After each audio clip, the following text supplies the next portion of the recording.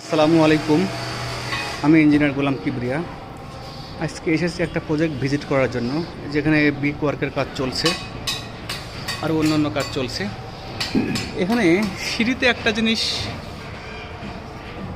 missing হয়েছে, সেটা হচ্ছে এখানে ভাইব্রেটিংটা প্রপারলি করা হয় নাই, যার কারণে আপনি দেখতে পাচ্ছেন এখানে রড দেখা যাচ্ছে, এখানে ব্লক,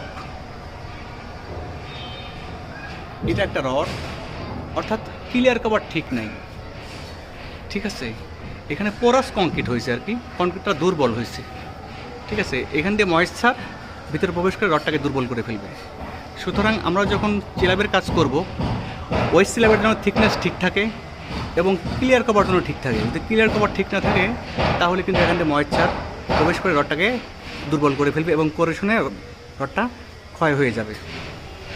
সবাইকে এই সতর্ক থাকতে হবে